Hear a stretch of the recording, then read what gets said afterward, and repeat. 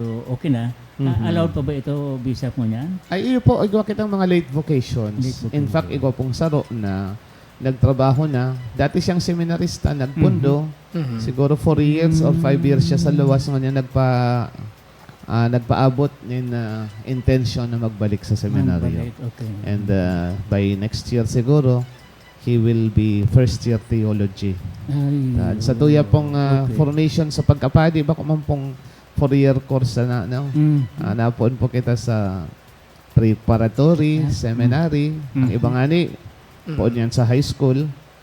Then, pagkatapos na sa rong taon sa preparatory, seminary, ang sunod kayan, philosophy department na. No? I see. So, sa philosophy, igwa yan in 4 years.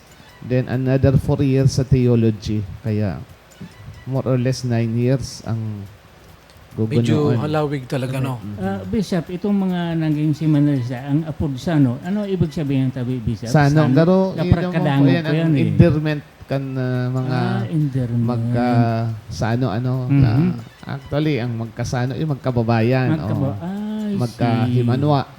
Pero Parang pag, brother man, no? yan, brotherhood, pag, yan, maski po, naglawas na sa seminaryo, pag nasabing ex-seminarian ka, sano ka. Sano. Okay, so, yan po. Ni Sinda kapisanan ng mga sano sa Pilipinas. KSP. Well, actually, meron akong nabasa, Bishop, sa online social media na itong si former Representative Saldico ay sano, tinatawagan sila. Saldico. Tinatawagan sila kang mga Ex-seminarian kapwa-sano po. ng mga ex-seminarian. Ex-seminarian siya sa Gregory Seminary sa Tabaco. I see. Pero ano lang po siya, high school. High Dahil man po school. siya Okay. nag-aloy. Adi po maparanan ko. So, Ay, ibig sabihin, bako man siya sano? Sana. Sana. sana. Alright, teka muna. Sana. Babalikan tayo itong manungod sa trillion peso or piso na... Trillion peso mark. Pero, yes. ikunya oo ta nga, muna oo nga. tabi, Bishop, yung qualification sa mga interesado Ayun tabi po. sa Yes, pagpadi. Ano mang requirements and qualification? Inot po, siyempre, ang desire mo na mag-survey sa kagurangan sa pagang pagpadi, no? Panduwa, ikakatoliko, bunyag, no? Kung da ipakumpil, okay lang papakumpilan me.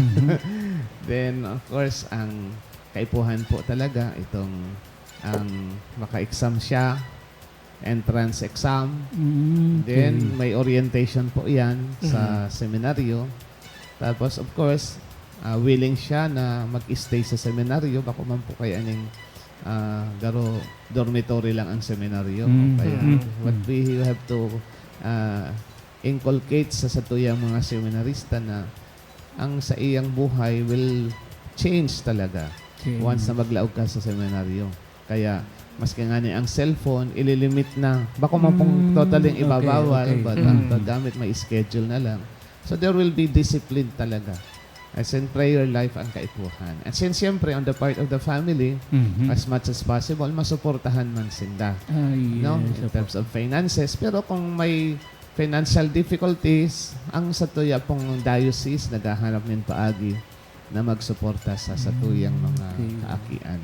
Kaya sabi ko nga ni, ang mga nasasakitan sa tuyang finances, bako pong kaulangan sa pagpadi, no? Actually, yung Couples for Christ, sponsor yata ng mga parade. Iyo, kadakol po mga willing na mag-sponsor as long as igwa kita nin mga padi na talagang maaasahan taman, talagang masasabitan na willing as in deserving man sa support kan sa tuyang mga benefactors. Taigwa man po kaya ang sa tuyang seminary, totoo pa kung kitang perfectong institusyon, itong mga seminarista na nagtitake advantage sa tuyang itinataong formation. But still, ang mahal na Diyos baga, ang Espiritu Santo, nagpapadara sa tuya kan kabutan niya. Na minsan, iba ang pinuunan na intensyon, pero all the while, nadidevelop sa tuyang mga kaakian na magpadi. Ako nga ni, personalmente, naglaog ako sa seminaryo na mayong kamautan na magpadi. Naglaog ako po na high school.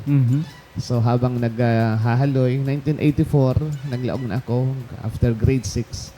Kaiba ko ang anom na barkada sa Iriga, sa La Consolacion, na dahil nag-aaram kung anong seminaryo, but still, nag-iba ako itong banding nga ni. Sa anong ninyong barkada, Bishop? Pila ka mong nagkakuyang tabi? Out of 7 kami, Sibil. duwa po ang nakapadi. duwa na. Susaro. Oo. Tapos nag-recruit sa kuya, Mhm. si Greg, nakapadi man ito. I see, okay. Okay. So, si Lima, Mhm. si Saro naging US Navy. I see. Si Saro naging doktor. Mhm. Si Saro naging abogado. So, naging successful man po sila. Wala, anyway. Pero sabi ko nga ni Kayan, pag naglaog ka sa seminaryo, maski da ka nakapadi, I'm sure you will be a good father Yes, or a yes. good employee or a Citizen. career, citizen. And of course, siguro, Bishop Louie, in their chosen field na talagang bakong simbahan, ay lang they are also serving itong mga kapwa, mga Yeah. Pilipino or whatever Mhm. kasi Yeah, nila yeah. na sa interview. Bastang nagkaigwa siya ng informasyon sa seminaryo, Formasyon, na correct, bisto correct. niya ang mahal na Diyos, may Mhm. pagkatakot siya sa Diyos, Yes, yes. I'm sure, God willing, ang sa iyang buhay magiging marahay. Mm. Although, igwa man po na paparayo talaga. Igwa, siguro mga bistado kita na, ay, nagseminaryo pa nga ni ngayon. Seminaryo pa nga. Opo. So, Pero actually talaga, data determinado kung anong means, kung paano ka makalaog dyan, ano? Kaya kuminsan, nagdaka sa na, nakapasok ka na eh. kayo po. So mga nagharap na maging padi, kuminsan dahil man naging padi. Pero so nag-arog-arog sana, naging padi. Kaya baga, Talaga yung makalling, call but few are choosy. Yan. So ang mahal na Diyos man sa nakaisip kung sisa yung nararapat, di ba? May pig kunya no kaya eh. Pero di ko pig argumento sa padi na kunya. Pero duman sa Orolay may Mhm. sabi pa ng kasupadi, pag naglaog ka ngayon sa organization, dahil sa naduman sa imong, so nag-recruit sa imo, aday ka nga nasa tamang direksyon. Sabi ko, kinounter ko man. Ama na Diyos, sabi ko, grabing paagi kung paano ka agdahon. Ay, yes. Kung minsan, nahiling mo lang, inagda ka, nakaduman ka. Pinangarap mo, kung minsan, dahil ka man nakapunta. Ayan. May mga other means, arogi Bishop, di ba? Sabi niya, dahil sa barkada, nakapunta ka. Pero ikaw nga na dyan ng iba nagkampadi, masiram ngayon mga pagkaon, pagkapista. May kanya-kanyang rason talaga. May mga rason. So initially, iguanin kadakol ng mga motivation. Oh. Iguanin mga factors na mainggan yung ansarong aki sa seminaryo. Iguwa nga ni dyan, pinirit lang kang magurang. Yeah. Ay, yes. So pag Oo. napiritan talaga, Very religious sa mga parents. May sa mga dos por magulang. dos. iguwa dyan, gusto ho na magpadi talaga since childhood. Childhood, Pero after okay. high school, naghali na, dahil na naging... Pero ang kagayunan na hiling ko, dyan sa CUMS, grabe dyan yung mga ex-convict. Ex-seminary. Ex-seminarians eh. Oh, yeah. Grabe dyan. And ang kagayunan kasi piga embed nila duman sa pagtuturo itong moral and spiritual aspect. And another, yung mga hali sa seminaryo, piga submission nila, piga dugtong man girari nila sa indang specialization. Yes, correct. Di man nawawara so sa indang pagiging reliyoso eh. Yes, iyo. So, kaya nga iyo yan ang sarong advantage kan nag-aadal sa seminaryo. He is not only prepared for priesthood but in another way of vocation or another calling, Okay. he is prepared to be a good father, a good professional, tanganing madarataan mahal na Diyos sa tuyang profesyon, sa tuyang trabaho. Alright. Bishop, doon po kita sa issue and